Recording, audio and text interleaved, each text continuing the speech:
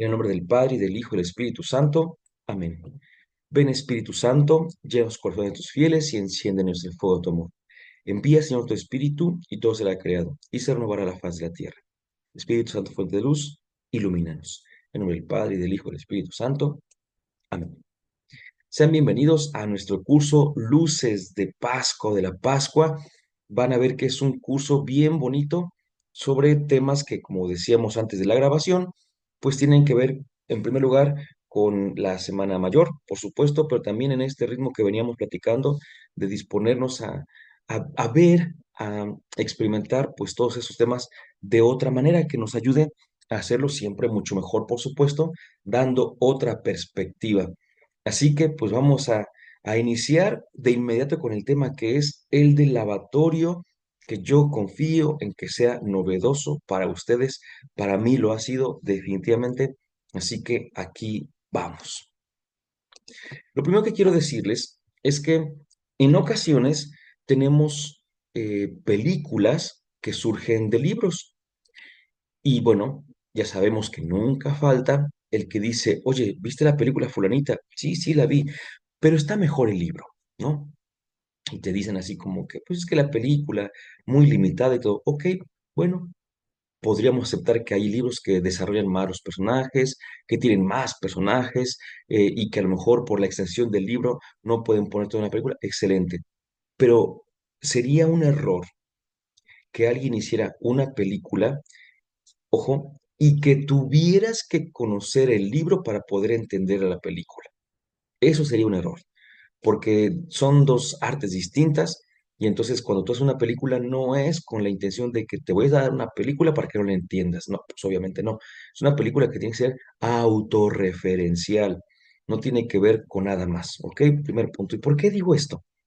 Porque a diferencia y a gran diferencia con los textos evangélicos, es decir, con los textos que vienen en cada uno de los evangelios, no se puede tratar de entender un texto fuera del escrito, que le voy a llamar así, el escrito mayor. Es decir, el escrito mayor será el Evangelio de Mateo, el Evangelio de Marcos, el Evangelio de Lucas, el Evangelio de Juan, que son nuestros casos, y el escrito menor será pues el relato de la multiplicación de los panes, el relato de Jesús camina sobre las aguas, o como en nuestro caso, el relato del lavatorio. Es decir, que para poder entender aquí sí el relato del lavatorio tenemos que entender muy bien la teología del cuarto evangelio. Sí, por eso dije que a diferencia, vaya, de las películas, que la película no necesita del libro para poder, no debe necesitar el libro para poder entenderse, pues aquí sí necesitamos del libro completo para poder entender el texto del Evangelio, del cuarto Evangelio, que llamamos Evangelio de Juan también, referente al lavatorio. Y lo primero que vamos a entender de este Evangelio es que hemos de recordar que está dividido en dos grandes partes que suelen llamarse libros, ¿verdad?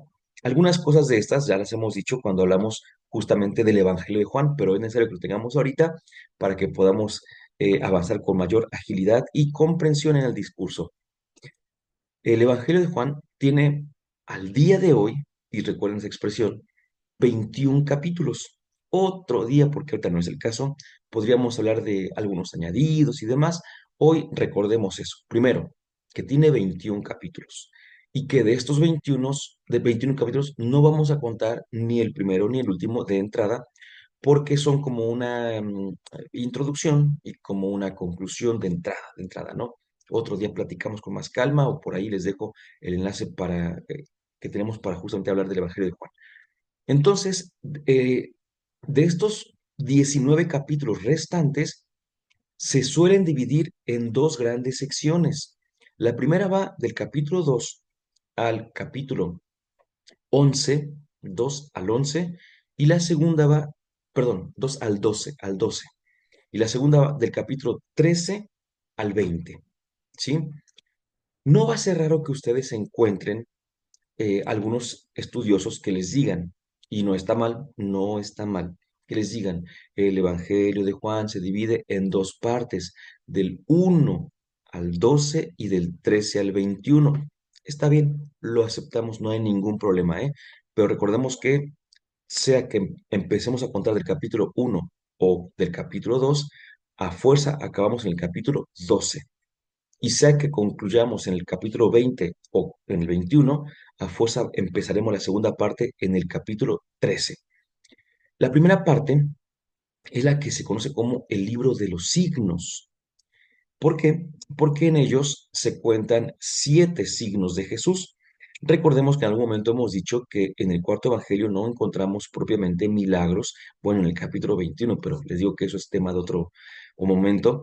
Entonces encontramos 7 signos, no encontramos los famosos milagros de Jesús así como en los evangelios sinópticos, sino 7 signos que van de menor a mayor, van desde la famosa conversión, transformación del agua en vino, hasta, que es algo de entrada, hasta el último de los signos, el séptimo signo, que es la resurrección de Lázaro. Y con cada signo, pues se va dejando conocer una parte de la identidad de Jesús.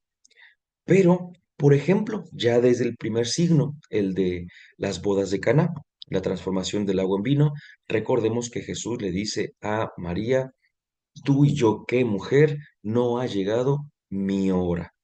Entonces ya desde ahí se nos está diciendo que en otro momento se nos va a hablar de la hora de Jesús. Pues hablar de la hora de Jesús es justamente la segunda parte, del capítulo 13 de San Juan al 20 o 21 según sea el caso, es el libro de la hora, o también se puede decir de la pasión y de la gloria de Jesús. Por eso algunas veces van a escucharlo así, libro de la hora, a veces libro de la gloria de Jesús. ¿Por qué es lo que cuenta? Eso va a contar. Bueno, entonces así se distingue perfectamente bien.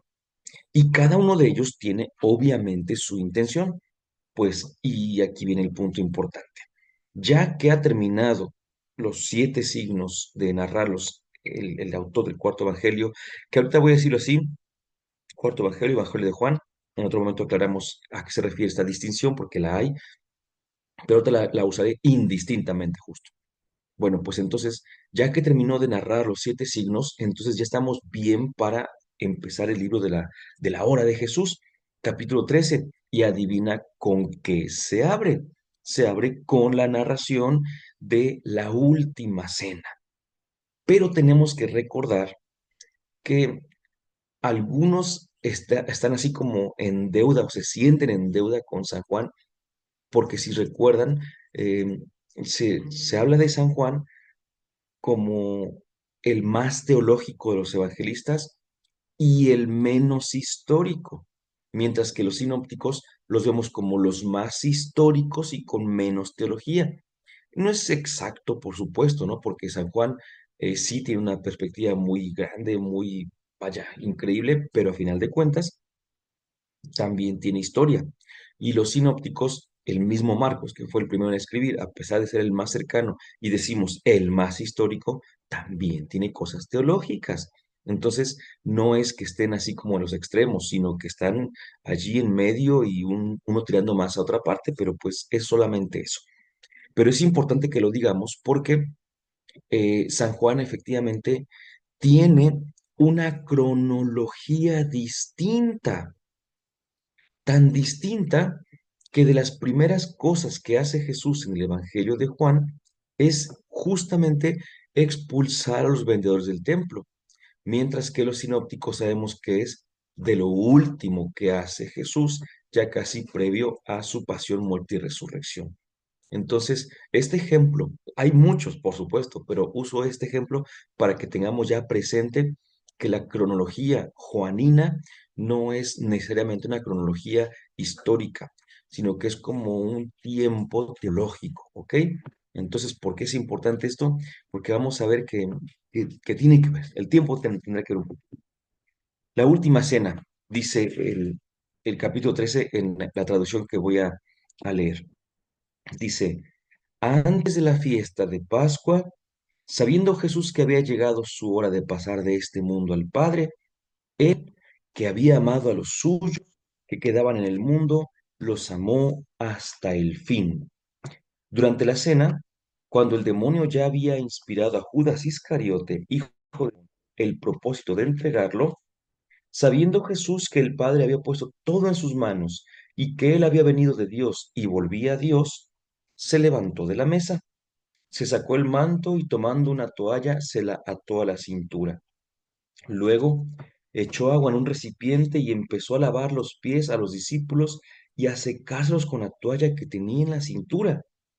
Cuando se acercó a Simón Pedro, éste le dijo: ¿Tú, Señor, me vas a lavar los pies a mí? Jesús le respondió: No puedes comprender ahora lo que estoy haciendo, pero después lo comprenderás. No, le dijo Pedro, tú jamás me lavarás los pies a mí. Jesús le respondió: Si yo no te lavo, no podrás compartir mi suerte. Entonces, Señor, le dijo Simón Pedro, no solo los pies, sino también las manos y la cabeza. Jesús le dijo: El que se ha bañado no necesita lavarse más que los pies, porque está completamente limpio. Ustedes también están limpios, aunque no todos. Él sabía quién lo iba a entregar y por eso había dicho: No todos ustedes están limpios. Después de haber lavado los pies, se puso el manto, volvió a la mesa y les dijo: ¿Comprenden lo que acabo de hacer con ustedes? Ustedes me llaman maestro y señor y tienen razón, porque lo soy. Si yo, que soy el señor y el maestro, les he lavado los pies, ustedes también deben lavarse los pies unos a otros. Les he dado el ejemplo para que hagan lo mismo que yo hice con ustedes. Les aseguro que el servidor no es más grande que su señor, ni el enviado más grande que el que lo envía. Ustedes serán felices si, sabiendo esas cosas, las practican. No lo digo por todos ustedes. Yo conozco a los que he elegido, pero es necesario que se cumpla la escritura que dice: El que comparte mi pan se volvió contra mí. Les digo esto desde ahora, antes que suceda, para que cuando suceda, crean que yo soy. Les aseguro que el que recibe al que yo envíe, me recibe a mí, y el que me recibe, recibe al que me envió. Amén. Un texto pues relativamente largo, 20 versículos, pero van a ver por qué es necesario que los tengamos presentes. Y es que adivinen qué. Aquí viene una de las primeras revelaciones ya directamente del lavatorio de los pies. Nosotros, recuerden que recibimos mm, una enseñanza, una catequesis, una instrucción que tenía que ver más ¿cómo decirlo? Con cuestiones, híjole, ¿cómo llamarles? Pues sí, pastorales, por supuesto, más que exegéticas. Y entonces, muchas veces lo que nos trasladaron a nuestro conocimiento fue algo muy genérico, mucho, muy genérico. Y pues también nosotros sí, nos hicimos un poquito difíciles de educar y pues también pasó que no aprendimos del todo lo que debíamos aprender. Nunca nos enseñaron a ponerle mucha atención a lo que decía, sino más bien a como decir una pregunta: ¿qué sientes? ¿Qué sientes en tu corazoncito y todo esto con esto que está diciendo? ¿A qué te invita? Y por eso es que el día de hoy escuchamos perfectamente, ¿no? Una invitación, por ejemplo, a servir a los demás y decimos: pero es que lo dice el mismo evangelio, ¿no? Porque Jesús, siendo el maestro, lo hizo y pues invita a demás a hacerlo, pues es para el servicio, así decimos, ¿no? Y pues hablamos del lavatorio como el mayor ejemplo de servicio de Jesús. Bien, punto número uno. Punto número dos, yo me acuerdo mucho que cuando tomé clases de este evangelio, el padre Gilberto, que fue nuestro maestro, era dedicadísimo a este texto y pues tuve la bendición de poder tomar clases con él. Ahora pues ya en paz descanse, por supuesto, pero era dedicado el padre Gilberto para hablar de este evangelio y me acuerdo que cuando hablamos de este texto, nos dijo: este texto no habla del servicio. Y a modo de broma, recuerdo mucho que decía, sobre todo a los seminaristas, pero pues ya sabían que también yo andaba así que dado temas y demás. Mi esposo también de vez en cuando me incluía, ¿no? Y decía, me acuerdo que cuando nos dijo eso de que este texto no hablaba del servicio, nos dijo: este texto habla del amor, no del servicio. Y dice, me acuerdo que se decía, ¿no? Si yo a ustedes ahorita en Semana Santa los escucho predicar que este evangelio es del servicio, dice, los bajo y no sé qué tantas cosas decía que nos iba a hacer, sé por qué habla del amor. Entonces, eso a mí se me quedó muy grabado, que no nos fuéramos ahora sí que por la fácil de decir es un texto que da el servicio, porque, y esto es importante, es que se empieza a revelar, de verdad, estoy sudando, de verdad estoy sudando, porque si vemos entre otros, entre otros, el versículo 19 dice, les digo esto desde ahora antes que suceda, para que cuando suceda, crean que yo soy. Y sabemos que en el cuarto evangelio, en el evangelio de Juan, la palabra creer tiene un peso distinto que en los otros evangelios. Recuerden eso, ¿eh? Algún día hablaremos también de las palabras propias de cada evangelista. Y bueno, pues entonces, con esa palabra de creer, probablemente recordemos aquello que está escrito en el Evangelio mismo de San Juan, obvio porque es la misma teología, capítulo 20, versículo 30, que es lo que se llama el día de hoy la primera conclusión. En su momento, pues era la única conclusión, por supuesto, no había otra después de esa, ya después llegó el capítulo 21, pero Juan 20:30 dice lo siguiente, lo estoy buscando aquí para deciros, está buenísimo, y ahorita van a ver, es que no se imaginan, les juro que no se imaginan.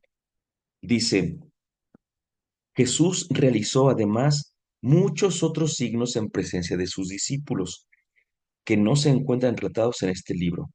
Estos, o sea, los que sí se encuentran relatados, han sido escritos para que ustedes crean que Jesús es el Mesías, el Hijo de Dios, y creyendo tengan vida en su nombre. Amén. Lo que aquí es escrito tiene una intención.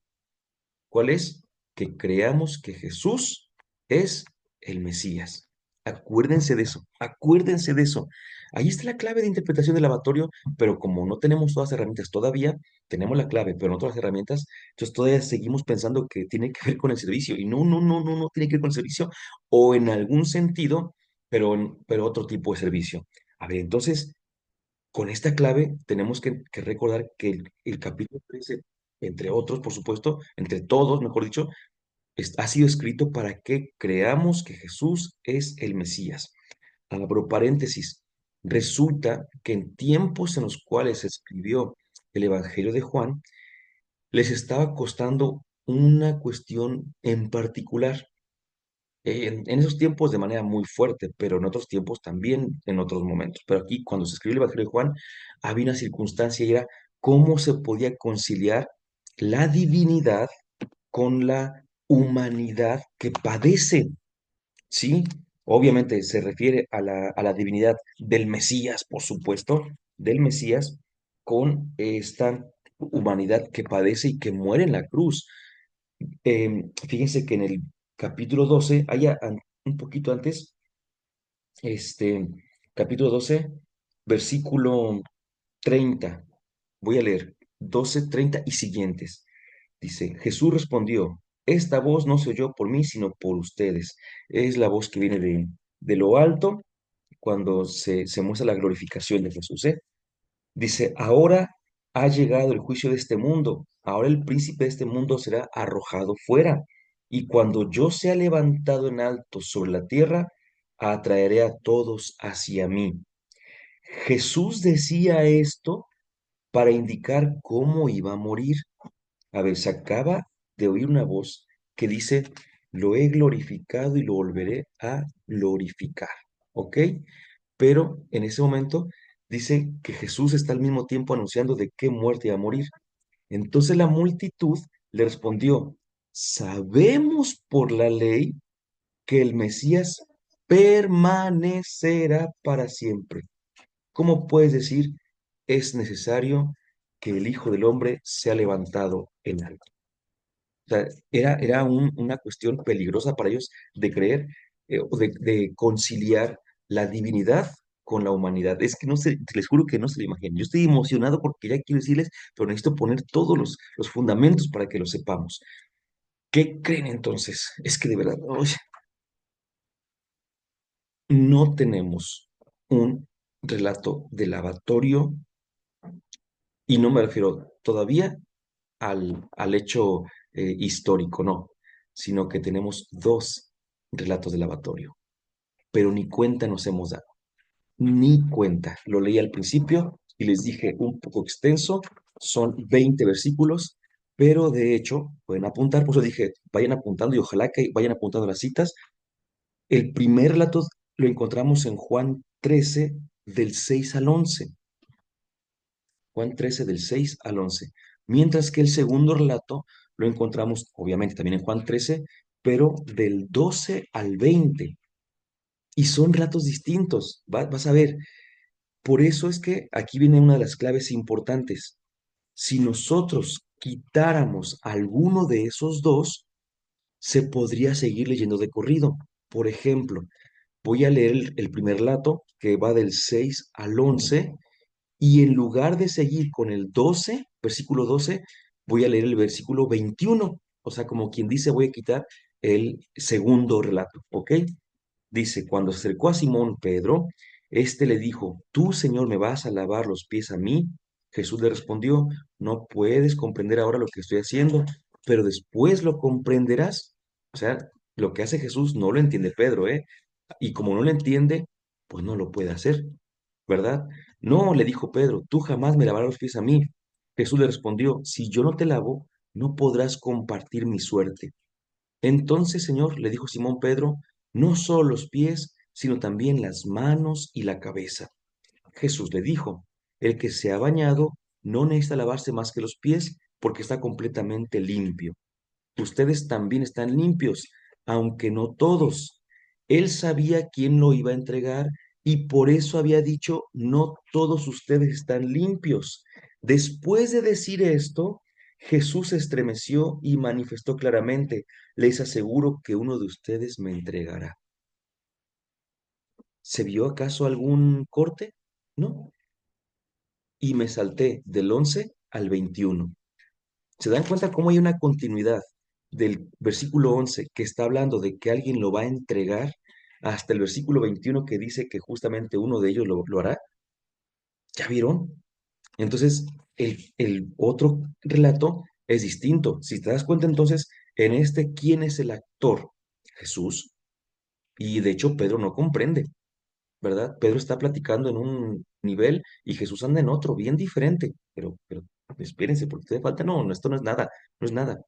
Lo mismo podría decirse con el otro episodio, el segundo relato.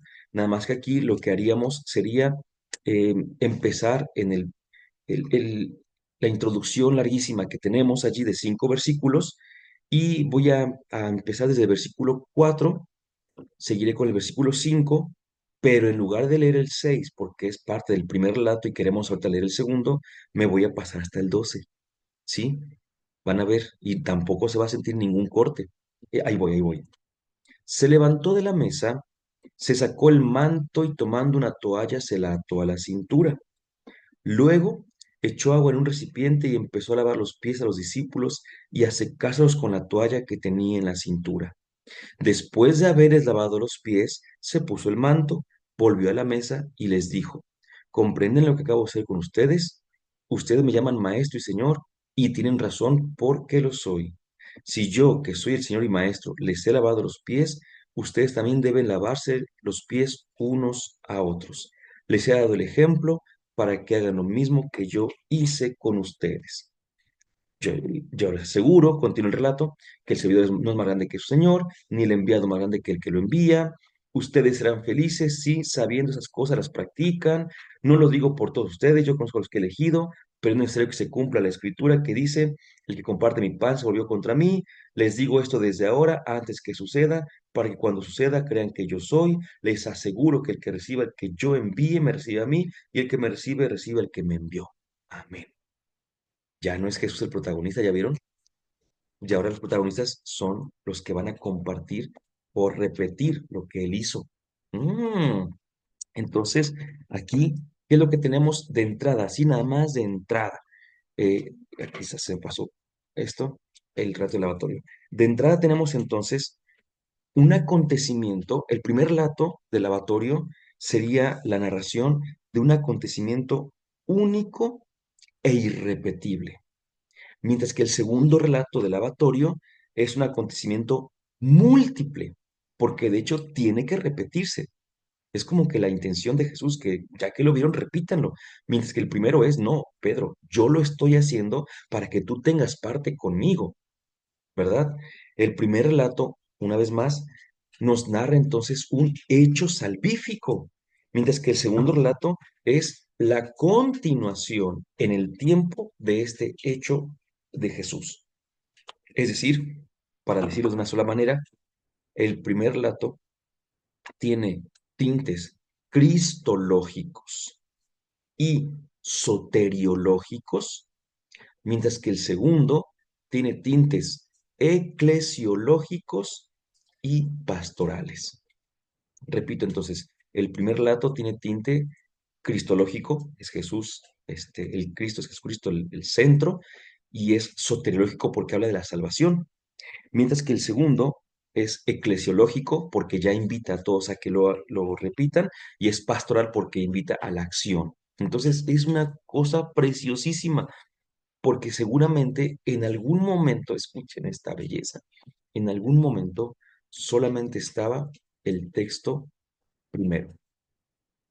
O sea, se leía el Evangelio de Juan o se leía esta parte del Evangelio de Juan y se leía solamente el primer relato, lo más seguro. Y tiempo después se incluyó el segundo relato, que era ya la invitación, y ya después nosotros venimos y leemos los dos como si fuera uno solo, pero en un primer lugar eran dos. Es una belleza. Ahora, segundo, ya después de decir esto, es otra belleza más, que es importante, que nos encontramos ante una revelación. Acuérdense, lo escrito en este evangelio está escrito para que, ¿qué? Para que ustedes crean que Jesús es el Cristo. Entonces no está escrito para que ustedes entiendan lo que es el servicio. Es escrito para que crean que Jesús es el Cristo. Y entonces, ya desde aquí empieza, tomando en cuenta que el capítulo 1 versículo 1 de Juan es un prólogo al primer libro, entonces a manera comparativa, el capítulo 13 versículo 1 es un prólogo del segundo libro. Recuerden que son dos libros, el libro de los signos y el libro de la gloria o libro de la hora. Entonces, el primer prólogo es para el primer libro y aquí vendría otro prólogo. Y sí es cierto.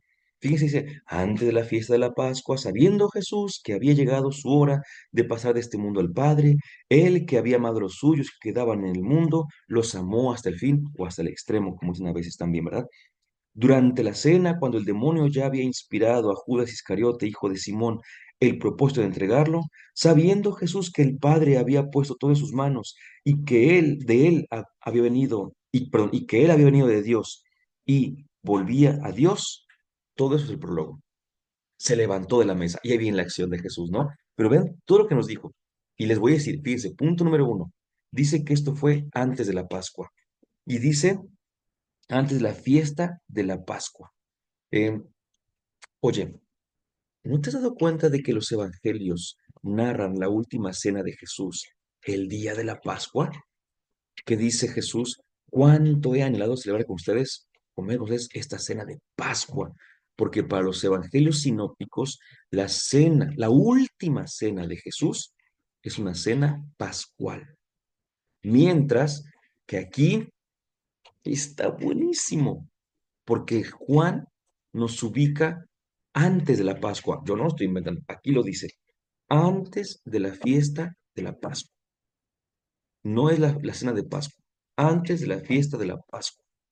Pero ¿por qué es importante esto? Porque aquí viene una vez más la necesidad de conocer la teología de Juan. ¿Y cuál es esta necesidad de conocer la teología de Juan? Que en esa teología Jesús, su mensaje, su obra y la continuación de su obra vienen a ocupar el lugar que ocuparon durante mucho tiempo el mensaje, la obra, los escritos de los judíos. Ejemplos tenemos un montón. Y es una bonita clave para entender ciertos pasajes que luego malinterpretamos también. Pero el primero, y de ahí vendrán otros, el primerito. ¿Se acuerdan que dice Jesús en las bodas de Caná? Justamente, perdón, está ahí mismo, ¿no? En el capítulo 2. En el templo, dice, destruyan este templo y yo lo reconstruiré en 3 días. Y dice, se refería ya no, voy a extender el comentario, ya no al templo de Jerusalén, sino al templo que era su cuerpo. Ahí está. Sustituye, pues, el actuar judío en el templo de Jerusalén por el actuar cristiano en el templo que es el cuerpo de Cristo. ¿Sí? Entonces, así, todo el evangelio se pasa como quitando, quitando lo que tiene que ver con los judíos, poniendo lo que tiene que ver con los cristianos, quitando lo judío, poniendo lo cristiano. Y aquí entonces tenemos que entender una cosa, porque probablemente, esta es la razón, probablemente habían pasado muchos años y muchos seguían pensando que la cena que comían los cristianos no era más que una cena judía. Entonces San Juan, que escribe su evangelio, lo escribe también con la intención de decirles, no, los cristianos no comemos una cena judía, aunque se parezca. Esa es la Pascua judía, nosotros tenemos la propia Pascua cristiana. Por eso Juan hace que no coincidan, escuchen cómo lo dije, hace que no coincidan la cena de Pascua judía con la cena de Pascua de Jesús. ¿Y cómo sabemos que esta es la Pascua de Jesús? Aunque no todos los estudiosos están de acuerdo, pero es simplemente indicativo, es la verdad, es la verdad. Entonces aquí hay un indicativo tranquilo. Dice el versículo 3, bueno, no, el versículo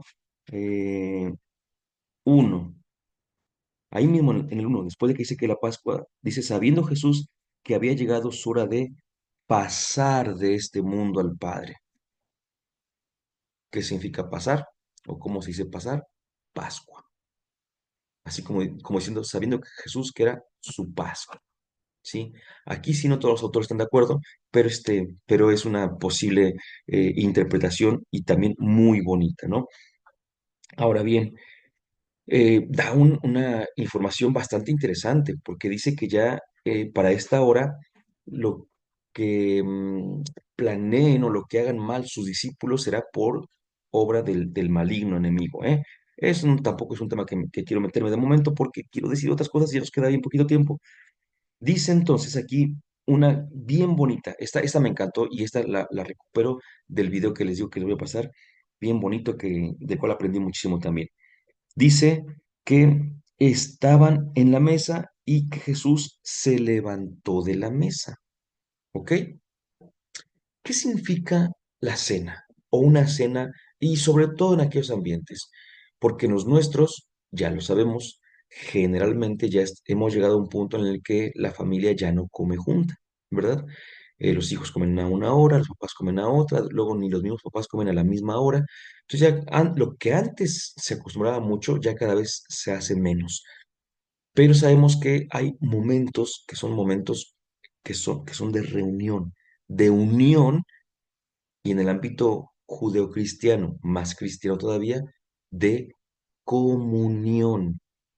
Escuchen esto, ay, es que es maravilloso, pues, porque debería estar los prólogos, tanto del libro uno como del libro 2, o sea, es decir, en los prólogos Juan 1:1 al 18 y Juan 13:1 al 5, esos prólogos son mortales, perdonen que le diga así, no, o sea, son maravillosos porque te hacen todo el condensado de una cristología impresionante.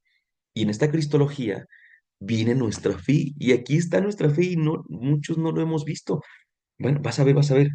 Dice que estaba, entonces, que se levantó de la mesa.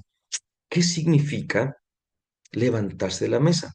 Bueno, repito, la idea es que estamos en comunión y puede entenderse comunión en dos sentidos. Uno, que es cierto, pero que no sería el más importante, y no es que no lo sea, sino que no sería el más importante, es la comunión de Jesús con sus discípulos, ¿cierto? Bueno, pues Jesús está en comunión con sus discípulos, están aquí juntitos y todo esto, y de repente sale de esta comunión para poder servirles, por así decirlo, ¿ok? Bueno, escuchen esto, escuchen esto. ¿Eh? Ya está Jesús lo por acá. Este, ¿De dónde, de qué otro lugar Jesús, estando en comunión, se levantó? Es decir, como si se hubiera salido, no alejado, no no dejado propiamente, pero sí se salió de esa comunión. ¿Con quién más hace comunión Jesús, vaya? Con su Padre y con el Espíritu Santo. Es decir, podríamos llamarle, figuradamente, para entenderlo más rápido, la mesa celestial. El Verbo de Dios estaba sentado a la mesa celestial con ¿quién? El Padre y con el Espíritu Santo. Y vean esto, es que de verdad, porque ahora se entiende todo perfectamente. Dice, se levantó de la mesa, se sacó el manto, los vestidos. ¿Qué sería el manto en ese sentido muy figurado de Jesús que se levanta de la mesa celestial y se quita el manto? Pues obviamente su divinidad. Y entonces, ¿qué se pone en lugar del manto? Se pone una toalla. ¿Qué sería la toalla? La humanidad. Y entonces Jesús, cuando empieza a lavar los pies y a secarlos con esa toalla, fíjate, por eso dice, empieza a lavar los pies a los discípulos y a secarlos con la toalla que tenía en la cintura. La toalla es el símbolo de su humanidad. Es decir, Jesús está sirviendo con su humanidad, con su toalla, no con su manto, con su divinidad. Y aquí viene la cosa que a mí, como dicen actualmente muchos, ¡pum!, me hizo explotar la cabeza así. Dije, es un detalle que nunca había entendido, que nunca había puesto atención así. Y cuando lo vi dije, ah, muero, muero. Porque recordaremos todos los lavatorios que hemos visto, todos, pues de alguna manera también son como una representación, ¿no? Pues representamos mal. Porque a mí me encanta, por ejemplo, ver el lavatorio cuando el padre se despoja de su casulla y la dejan ahí en el altar. Es una cosa impresionante. Y después, obviamente, empieza con el lavatorio, pero termina el lavatorio, escuchen como lo hice una vez, termina y deja con lo que lavó y se vuelve a revestir. ¿Sí? Pero aquí Jesús hace una cosa que, como dicen por ahí también, no te la esperabas. ¿Te acuerdas que leímos hace ratito del 5 y nos saltamos al 12, tomando en cuenta el segundo relato del lavatorio? Vamos a volver a hacerlo. Dice, empezó a lavar los pies a los discípulos, 5 y me voy a saltar al 12, ¿eh? Para que también ustedes lo hagan conmigo. Empezó a lavar los pies a los discípulos y a secárselos con la toalla que tenía en la cintura. Después de haberles lavado los pies, se puso el manto, volvió a la mesa y les dijo, qué curioso, hay un detalle bien interesante, no se quita la toalla. Se quitó el manto, se puso toalla y al terminar se volvió a poner el manto. Es que eso es lo que hace Jesús. El verbo, la divinidad, se pone la toalla, se pone la humanidad, pero cuando resucita ya va también la humanidad, ya no la deja, sino que ella una humanidad glorificada. Pusco dice, ¿comprenden lo que acabo de hacer? Tendríamos que decir, no tenemos ni idea, Jesús.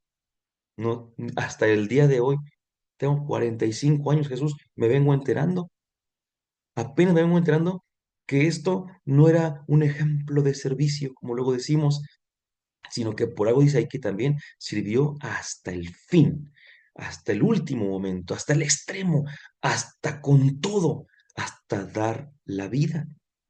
Y recuerden eso, porque dice, comprendes, eso se dijo después en el otro relato, se lo dijo después a Pedro, ¿no? Comprende lo que acabo de hacer, Simón, no, pero también acá le dice, comprenden lo que acabo de hacer con ustedes. Dice, ustedes me llaman maestro y señor, y tienen razón, pues lo soy. Si yo, que soy el señor y el maestro, les he lavado los pies, dice, ustedes también deben lavarse los pies unos a otros. ¿Qué significa esto? Si yo he dado hasta mi vida por ustedes también den la vida por los suyos. No es servir humildemente, es dar la vida, darlo todo. ¿Y cómo sabemos que eso va por ahí, Sergio? Como que se oye muy bonito, pero ¿habrá algo más que me convenza? Aquí está, aquí está.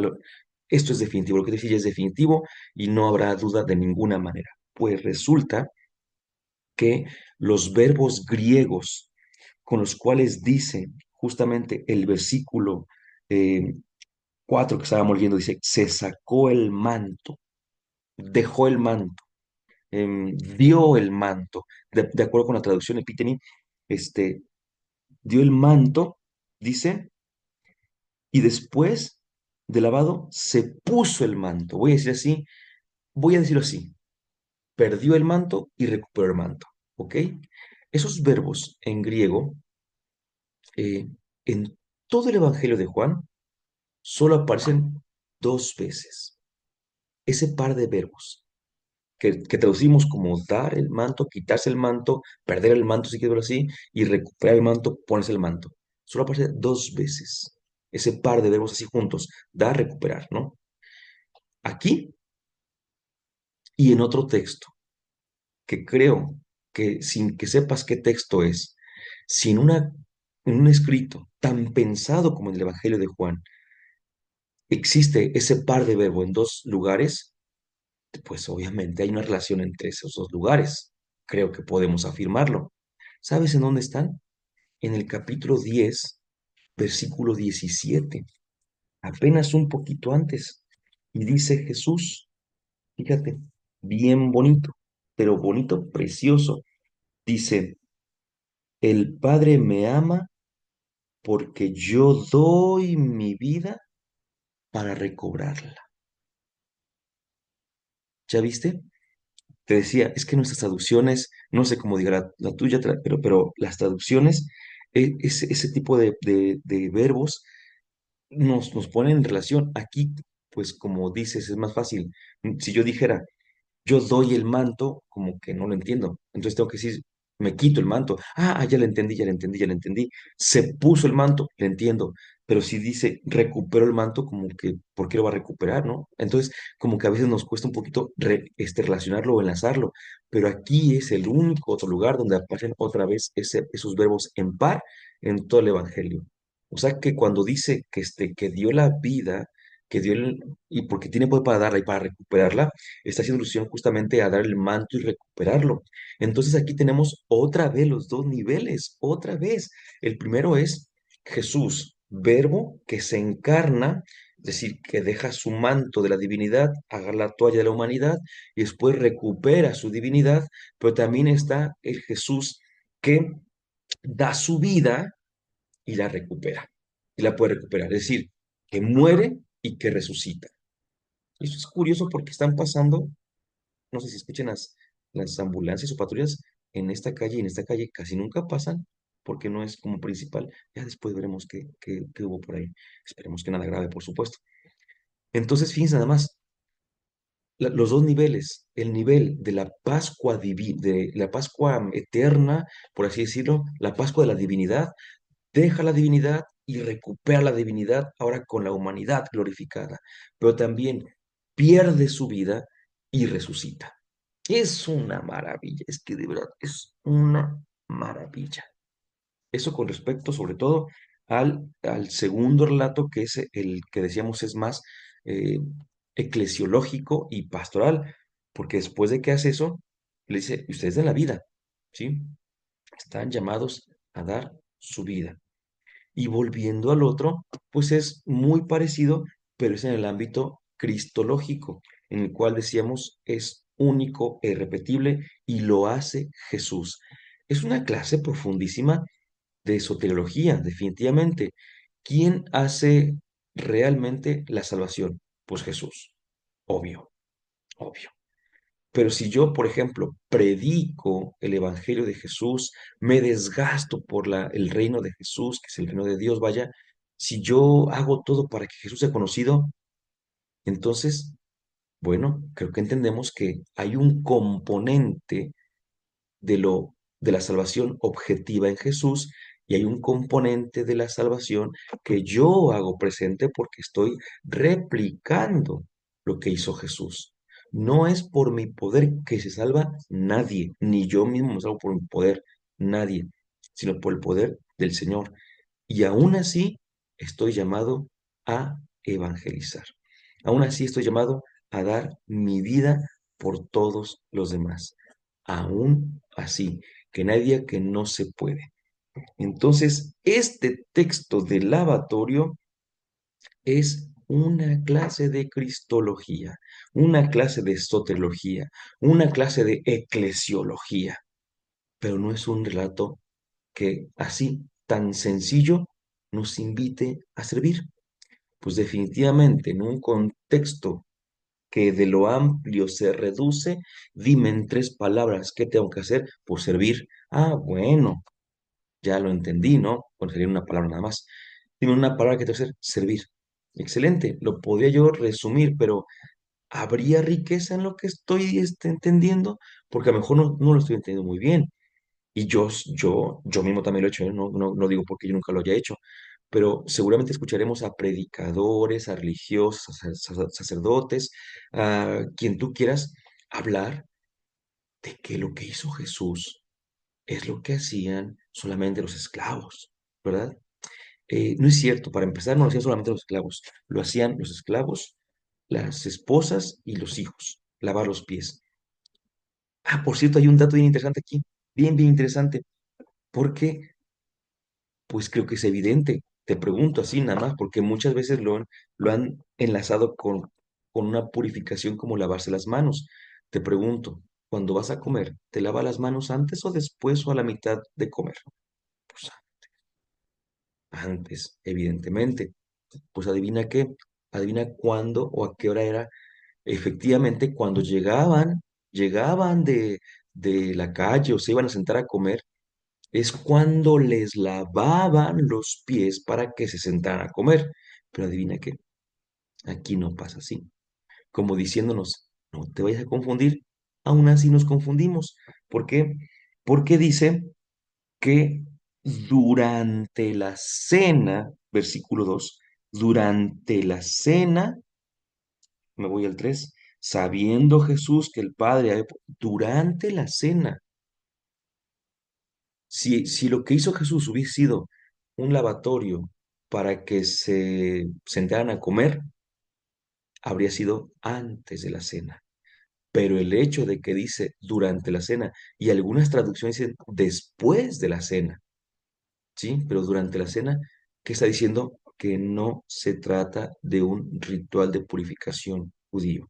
Se trata de un ritual cristiano, de una acción 100% cristiana que la hacían en su momento, decimos, los esclavos, las esposas y los pequeños, pues sí, pero aquí lo van a hacer los esclavos, las esposas y los pequeños, porque en Cristo ya no hay esclavos ni libres, ya no hay mujeres ni hombres.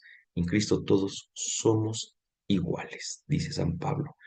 Y de verdad, que cuando le estudié todo esto, dije, es increíble porque también así queda mucho más, mucho más con la teología, por ejemplo, de San Pablo, con la teología de los sinópticos. Uno ve siempre lo distinto, pero no se da cuenta que una correcta interpretación puede acercarnos más justamente a decir, oye, yo pensé que eran bien diferentes, pero ahora que veo cómo se interpreta este y cómo se interpreta el otro, veo que son muy parecidos, solo que tienen dos idiomas distintos. Así que, les decía yo al principio, no tengo necesidad, ganas o no sé cómo llamarle, no sé si quedó grabado, pero lo dije antes de la grabación, si no, como hacer una reflexión así de decir, y por tanto nos invita, no, yo creo que el día de hoy la mera enseñanza tiene ya toda la ganancia para decir, qué bonito texto, qué texto tan impresionante. Dulce Madre, no te alejes, tu hija de nosotros no apartes. Ven con nosotros a todas partes y nunca solo nos dejes. Ya que nos proteges tanto como verdadera Madre, haz que bendiga el Padre, el Hijo y el Espíritu Santo. Amén.